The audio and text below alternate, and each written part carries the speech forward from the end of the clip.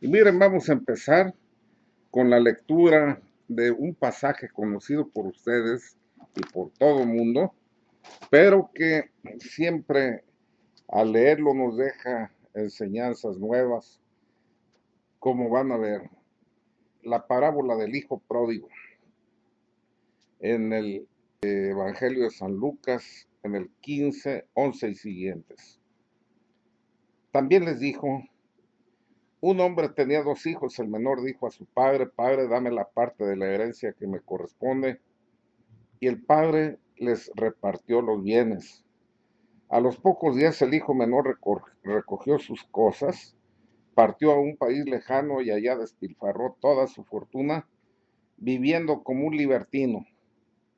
Cuando lo había gastado todo, sobrevino una gran escasez en aquella región y el muchacho comenzó a pasar necesidad. Entonces fue a servir a casa de un hombre de aquel país, quien lo mandó a sus campos a cuidar cerdos para llenar su estómago. Habría comido hasta el alimento que le daban a los cerdos, pero no se lo permitían. Entonces reflexionó y se dijo: ¿cuántos jornaleros de mi padre tienen pan de sobra, mientras que yo aquí me muero de hambre? Me pondré en camino, regresaré a casa de mi padre y le diré: Padre, pequé contra el cielo y contra ti, ya no merezco llamarme hijo tuyo, trátame como a uno de tus jornaleros. Se puso en camino y se fue a casa de su padre.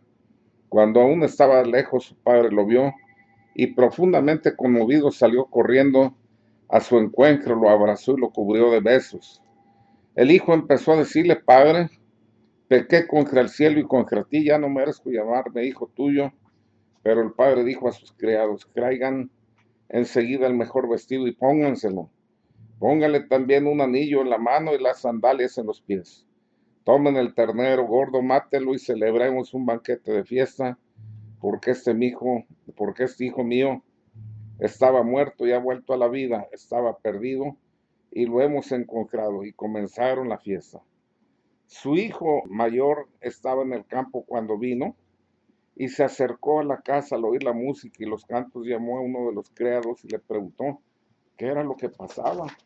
El criado le dijo: ha regresado tu hermano y tu padre ha matado el ternero gordo porque lo has recobrado sano. Él se enojó y no quería entrar.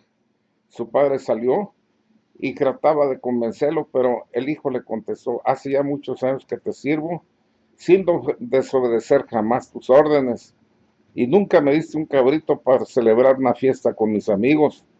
Pero llega ese hijo tuyo que ha gastado tus bienes con prostitutas y le matas el ternero gordo. Pero el padre le respondió: hijo, tú estás siempre conmigo y todo lo mío es tuyo, pero tenemos que alegrarnos y hacer fiesta, porque este hermano tuyo estaba muerto y ha vuelto a la vida, estaba perdido y ha sido encontrado. Qué hermosa parábola. Solo nuestro Señor podía revelarnos el corazón del Padre. Trátame como a uno de tus siervos. Estas palabras indican que este hijo ya había entendido la lección. Estaba dispuesto a trabajar, estaba dispuesto a reivindicarse, trabajando ahora junto a su padre y su hermano. Qué diferente actitud de la que exhibió cuando se fue. Sin duda que, aunque el padre no requería de esto para perdonarlo, de cualquier forma, esta actitud del hijo pródigo sí merecía el perdón. Dice San Pablo: si reconocemos nuestro pecado, bueno y justo es Dios para perdonarnos y librarnos de toda iniquidad. Todos en la vida somos hijos pródigos, razón por la que bien nos vendría a repetir la actitud del hijo pródigo y ponernos a trabajar junto con nuestro Padre del cielo en la extensión de su reino. Por ejemplo, la Biblia nos da un ejemplo de un matrimonio que nos propone como modelo de este trabajo. Me refiero al matrimonio compuesto por Aquila y Priscila. Miren lo que nos dice el libro de los Hechos del 18:1 y siguientes. Dice después de esto: Pablo partió de Atenas y fue a Corinto. Allí encontró un judío llamado Aquila, originario de Ponto, el cual acababa de llegar de Italia con su mujer Priscila, a causa del decreto por el cual el emperador Claudio había expulsado de Roma a todos los judíos. Pablo se unió a ellos y como eran del mismo oficio, se dedicaban a fabricar tiendas de campaña, se quedó trabajando en casa de ellos. Todos los sábados conversaba en la sinagoga tratando de convencer a judíos y griegos. Pero cuando Silas y Timoteo llegaron de Macedonia, Pablo se dedicó enteramente a la predicación de la palabra, dando testimonio ante los judíos que Jesús era el Mesías. Como ellos se oponían y no dejaban de insultarlos, sacudió su ropa en señal de protesta y les dijo: ustedes son los responsables de cuanto les suceda. Mi conciencia está limpia, en adelante pues me dirigiré a los paganos. Dicho esto, se fue de allí y entró en la casa de un tal Ticio Justo, que adoraba al verdadero Dios y vivía junto a la sinagoga. Cristo, el jefe de la sinagoga, creyó en el Señor con toda su familia, y muchos de los corintios que oían la predicación creían y se bautizaban. Bien, pues aquí este pasaje. Después de esto dice, Pablo marchó de Atenas y llegó a Corinto. Ahí se encontró con un judío llamado Aquila, originario del Ponto, que acababa de llegar, ya oyeron, de Italia con su mujer Priscila, por haber decretado el emperador Claudio que todos los judíos saliesen de Roma. Se llegó a ellos y dice la escritura, y como eran del mismo oficio, se quedó a vivir y a trabajar con ellos. El oficio de ellos era fabricar tiendas. Bien, Aquila y Priscila es un matrimonio judío que por un decreto del emperador tuvieron que salir expulsados de Roma, porque todos los judíos tenían que salir de acuerdo a este decreto, dejando todo lo que tenían allá en Roma. Pablo los encontró y aunque Pablo era cristiano, se puso a trabajar con ellos porque eran, ya oyeron, del mismo oficio. O sea, ahí lo que manejaba San Pablo no era cosa de razas, de religiones, sino de trabajo. Sabía bien que siempre tiene el Señor un camino para cuando la gente de buena voluntad estén abiertos a oír el mensaje de Dios. Y aprovechó esto para hacerles llegar el mensaje de la buena nueva. Se los hizo llegar no con muchas palabras, sino con su testimonio de vida. Vamos grabándonos esto. Esta es la forma como todos los laicos estamos llamados a hacer crecer el reino de Dios, dando testimonio mientras trabajamos en nuestra actividad ordinaria, lo que haces en la vida, pero hazlo de cara a Dios, de acuerdo a sus mandatos, dando testimonio de honradez, de caridad, de humildad, de laboriosidad, y con eso edificas a la gente. Se dan cuenta que eres un hombre temeroso de Dios y que lo que predicas vale, porque lo refrendas con tu actitud de vida. Ahí en medio de nuestros compañeros de trabajo, los que muchos de ellos sin duda que no les interesa hablar de Dios, tenemos que dejar caer la palabra de Dios acompañada con nuestro testimonio de vida. Palabra que no va precedida de testimonio, en lugar de servir vacuna, porque dicen, bueno, pues es que habla muy bonito, pero mira, no, pues si esto es la religión a que nos invita, vámonos quedando como estamos, ¿verdad? Entonces, nuestro testimonio es fundamental. Así fueron como oyeron convertidos Aquila y Priscila por San Pablo. Y lo grandioso de su conversión es que en cuanto se convirtieron ellos, también se pusieron a trabajar. Dice el libro de los Hechos 18:24 y siguientes, dice: Había llegado por entonces a Éfeso un judío llamado Apolo, originario de Alejandría. Era un hombre con facilidad de palabra y conocía muy bien la escritura, había sido instruido en el camino del Señor y hablaba con gran entusiasmo, enseñando con exactitud lo referente a Jesús, aunque solo conocía el bautismo de Juan.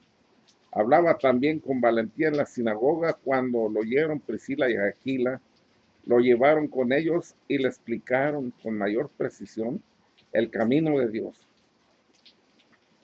Miren lo que acaba de decir aquí la escritura. Fueron instruidos en el camino del Señor, dice. Ahí, con fervor de espíritu, le hablaban y enseñaban, ¿verdad? A este que ya oyeron que predicaba con mucho ardor sobre Cristo, aunque solamente conocía el bautismo de San Juan. Ahí, cuando lo ven Aquila y Priscila, cómo cumplen con ese compromiso de convertidos.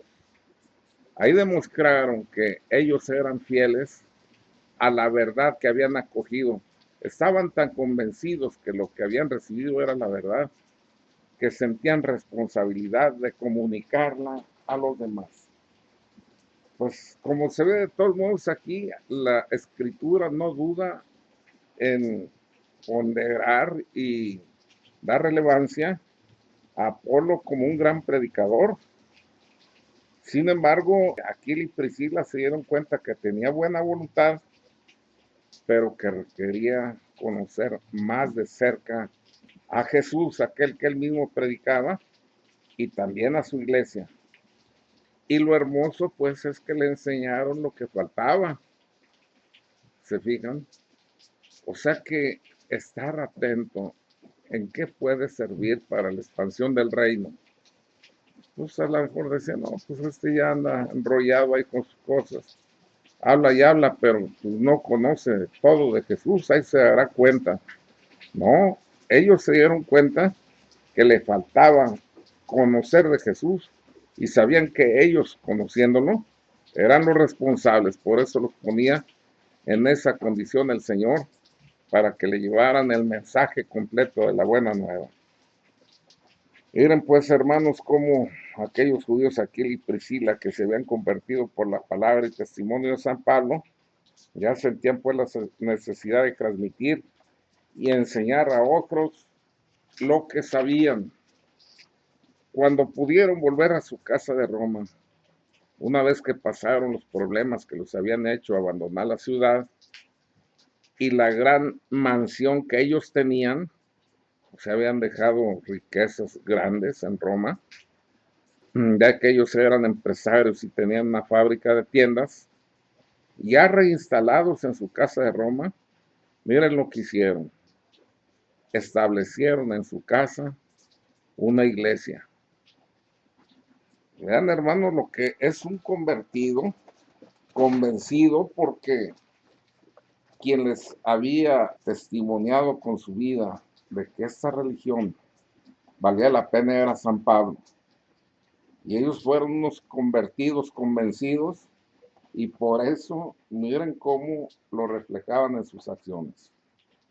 Cuando San Pablo escribe su carta a los romanos en el 16:3, manda un saludo muy especial a ellos. ¿Qué significa? Que habían ganado una relevancia grande dentro de la iglesia naciente. Y no se les olvide que eran judíos que por el testimonio de San Pablo no les predicó sino con el testimonio, trabajando ahí en su tienda. Veían lo que hacían y decían, oye, este se comporta diferente. Y miren lo que ocupa su tiempo los sábados, ve y predica en la sinagoga. Pues miren el saludo de San Pablo. Saluden a Priscila y Aquila, colaboradores míos en Cristo Jesús. Ellos expusieron sus cabezas para salvarme. Y no soy solamente yo el agradecido, sino toda la iglesia de la gentilidad. Saluden también a la iglesia que se reúne en su casa. Qué hermoso ver cómo alguien que se convierte y está convencido de su fe, se convierte en un instrumento de salvación para los demás. Ganaron un lugar muy especial en el aprecio de San Pablo estos judíos conversos, que llenos de bienes materiales dejaron una mansión que tenían en Roma una vez que regresaron del exilio, dedicaron parte de su casa para que funcionara como iglesia. Pues esto es admirable. O sea, ya no solo eran colaboradores de San Pablo, sino que dirigían una iglesia en Roma. Y miren, a veces oímos así nada más la lectura, pero hay que leerla y en contexto. No se les olvide que eran más o menos los años 60 y 70 después de Cristo, que eran los tiempos de la persecución de los cristianos. Ahí nos dice el mismo San Pablo que expusieron su vida por salvarlo. O sea, es admirable. Cuando un alma se entrega a Dios, ¿cómo es capaz de darlo todo? Y el Señor no se deja ganar, jamás se deja ganar. Tú das un pequeño esfuerzo y Él te retribuye con ese amor infinito y con todo tipo de bendiciones. Decía San Pablo, los seguidores de Cristo como que nada tenemos y todo lo poseemos. Un seguidor de Cristo se descuida, pone su vida en manos de Dios y Él provee. No se deja ganar. Se lo dice un predicador que está 24 horas al servicio del Señor, incondicionalmente. Y de esto que vivo y hablo, doy testimonio. Bien, cuando San Pablo escribe la carta a los romanos en el año 67, cuando Nerón estaba matando a más cristianos, en la época de la persecución más difícil, Aquila y Priscila, exponiéndose en Roma, predicaban el nombre de Jesús. Qué hermoso, hermanos. Esa gente había agarrado la fe, pero como pareja, como matrimonio, esto es ya lo que me arrima al tema que estoy tratando de matrimonios. Miren, en el arca de Noé, si se acuerdan, entraban los animales de dos en dos. O sea, es un símbolo de cómo la salvación se da más fácil en pareja.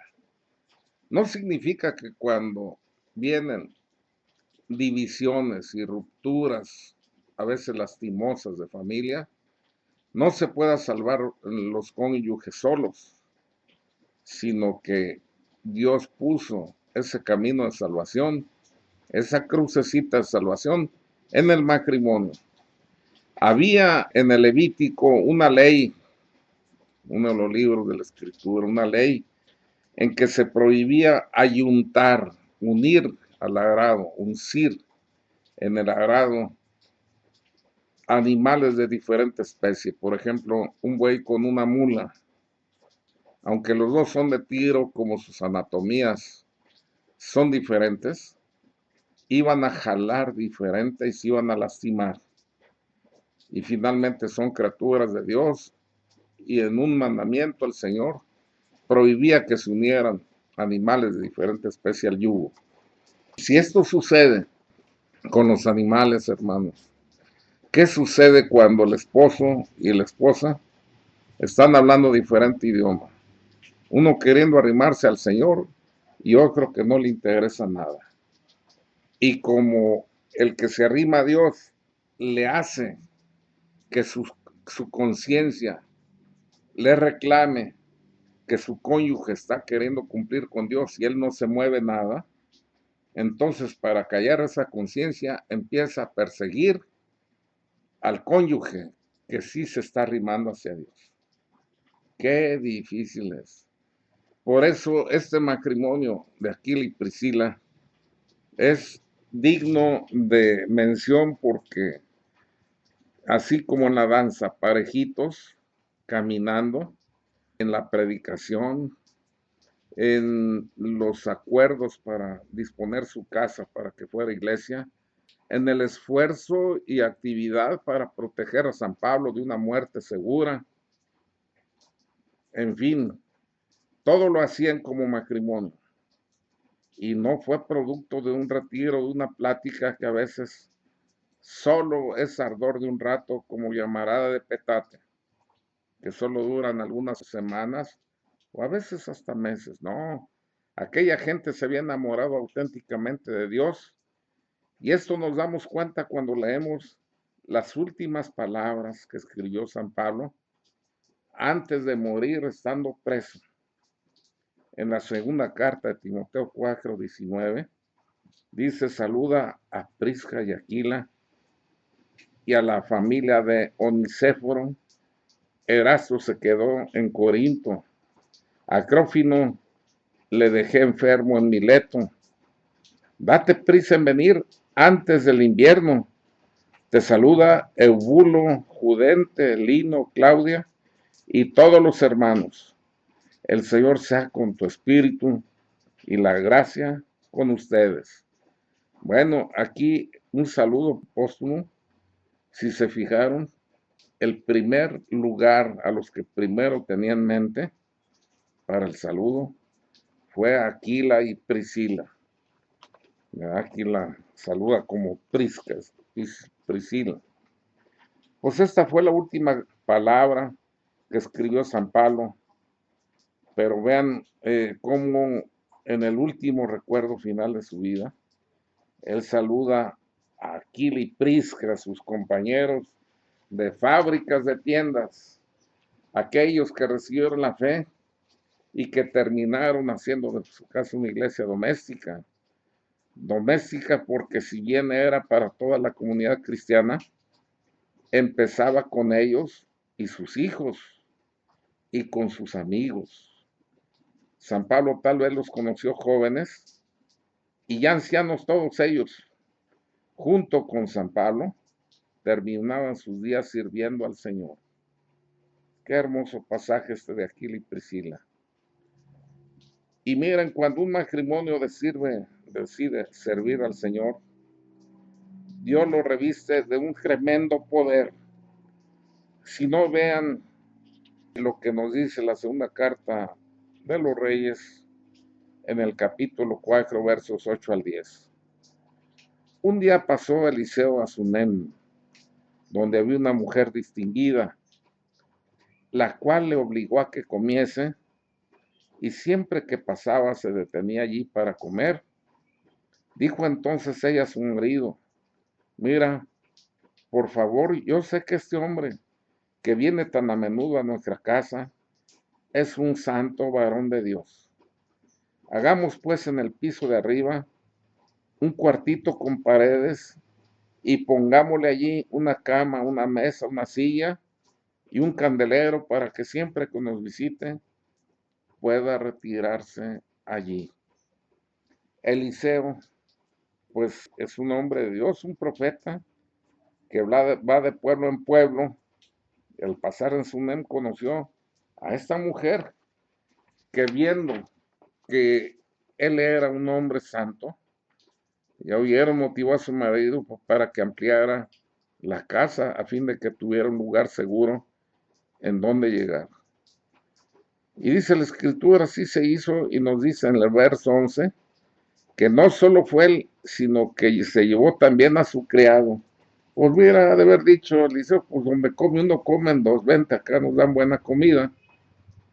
Oh, pobrecito el profeta, no anda buscando riquezas, pero le dan un techo, le dan un alimento. Es nuestro Señor después, acuérdense lo que le dijo a los apóstoles: lleguen al lugar donde van, infórmense donde hay una familia honorable, váyanles y denle la paz, y si los invitan a pasar, quédense, no anden de un lugar a otro. Ahí permanezcan y coman lo que les den. ¿verdad? O sea, dice el trabajador tiene derecho a su sustento.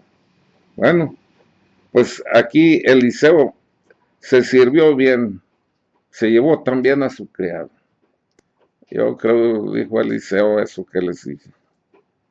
Si uno comen dos, y además aquí es una familia generosa. Y en la segunda Reyes 4:11 crece. Dice, efectivamente, llegó allá un día Eliseo y retirándose al cuarto, se acostó allí. Luego dijo a Giezi, su criado, llama a esta tsunamita. La llamó y ella se presentó ante él. Entonces dijo a Giezi, dile a ella, mira, tú nos has tratado con tanta solicitud, ¿qué se puede hacer por ti? Hay que intervenir ante el rey o ante el jefe del ejército. Respondió ella, yo habito en medio de mi pueblo. O sea, está diciendo, yo no necesito nada. Yo estoy bien. Al ver a Eliseo que aquella mujer no quiere ni pide nada por el servicio que les presta a él y su criado, se siente inútil para corresponder a esta generosidad. Y miren lo que le dice a su criado y lo que el criado le responde. Eso lo pueden leer en la segunda Reyes 4:14. ¿Qué se puede entonces hacer por ella? Preguntó Eliseo a Giezi. Le respondió, desgraciadamente, no tiene hijo y su marido es ya viejo. Dijo entonces, llámala.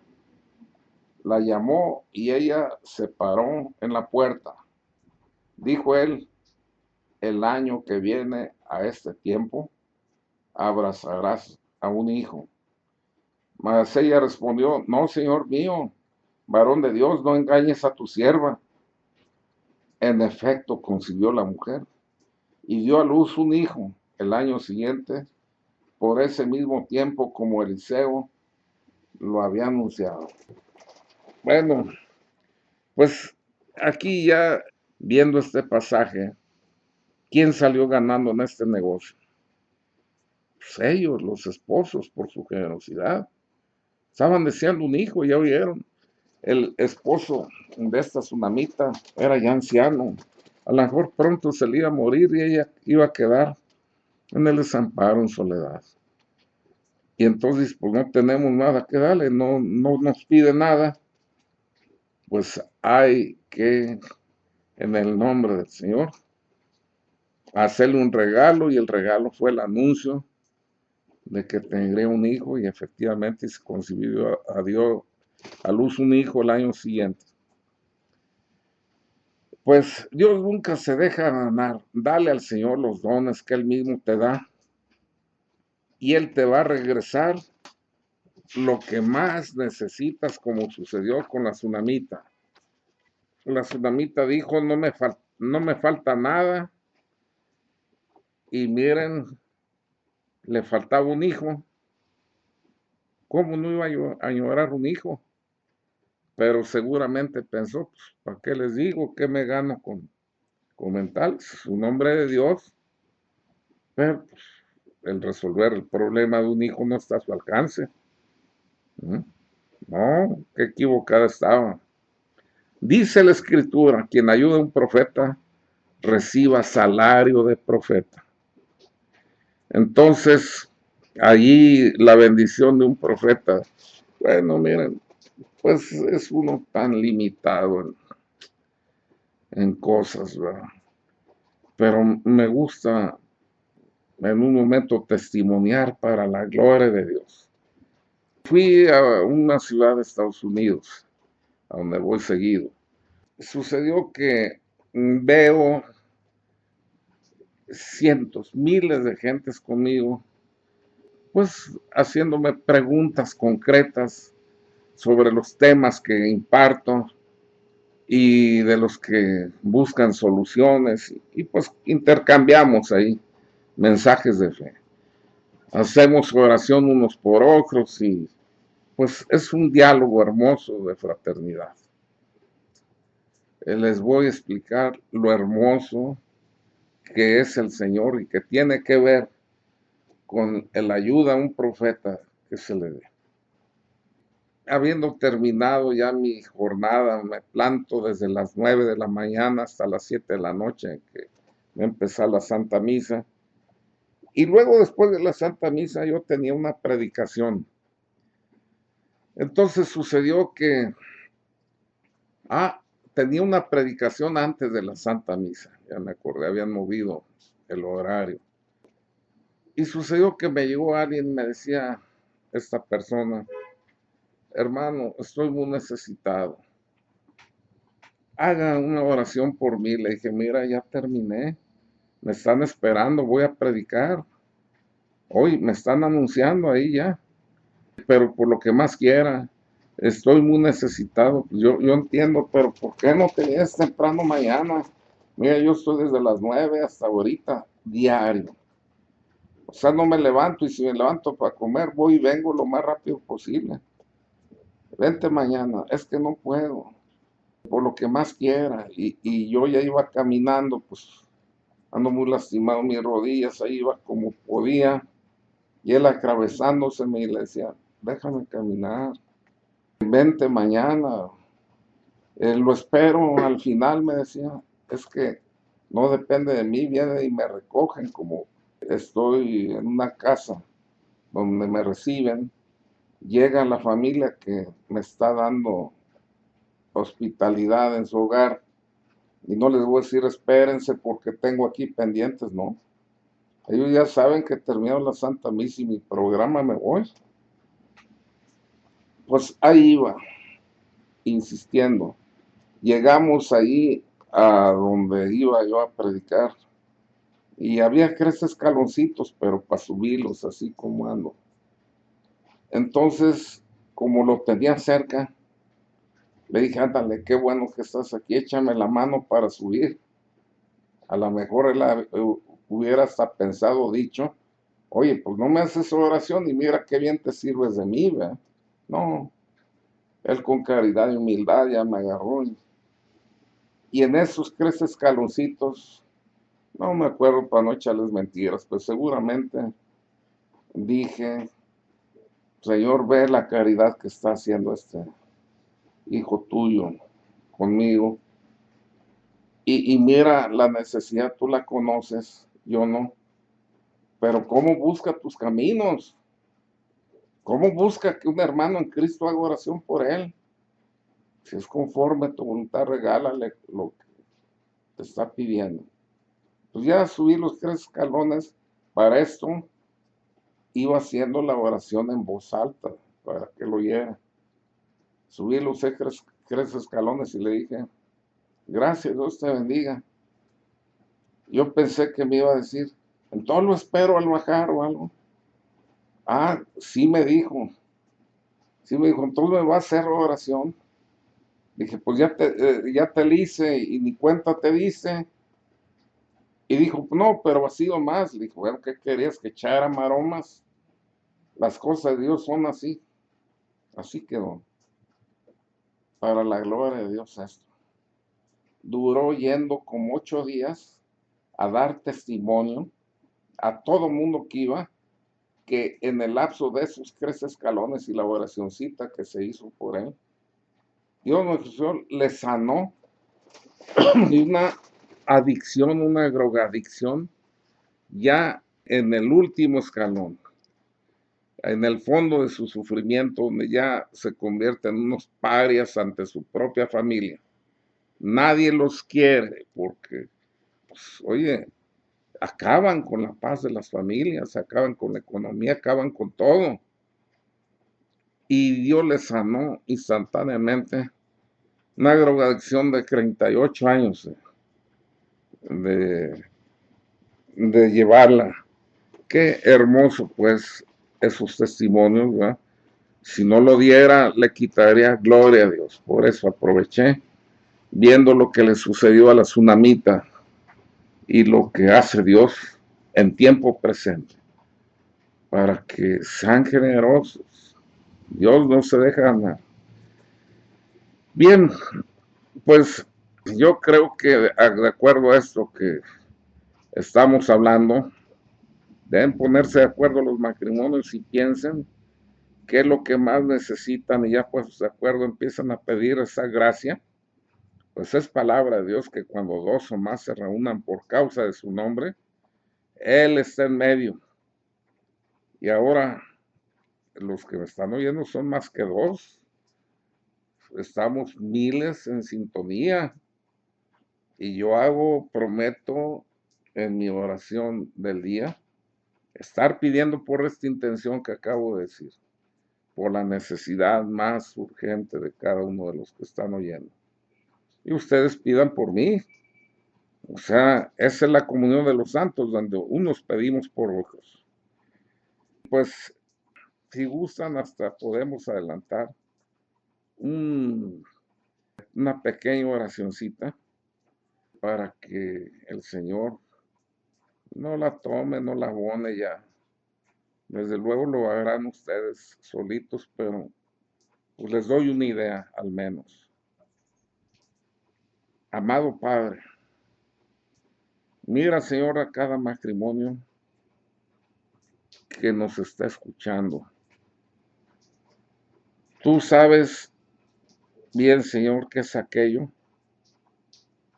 que llevamos en nuestro corazón como una necesidad y hasta ahora queremos ponernos de acuerdo para presentártelo como una sola carne que somos. Y así poder tocar tu trono de gloria con nuestras manos. Ante ti reclamamos diciendo, no te estamos buscando, ni queremos servirte si es que no lo hemos hecho por interés, sino que no te habíamos pedido antes esto, pero que ahora tenemos la oportunidad de hacerlo en forma masiva con todos nuestros hermanos en sintonía de esta bendita señal. A ti clamamos para que ya que tú conoces aquello que nos hace falta, nos concedas lo que nosotros no hemos sabido pedir con nuestras palabras, pero que tú, conociendo nuestros anhelos e interpretando nuestras lágrimas y los latidos de nuestro corazón, y estando expuestos nuestros sentimientos y pensamientos, y aquellos deseos que a base de tanto desearlos, y ver que nunca pudimos alcanzarlos, nos dejaron la convicción de que deberíamos olvidarlos por inalcanzables y por el daño que nos hacía pensar en ellos.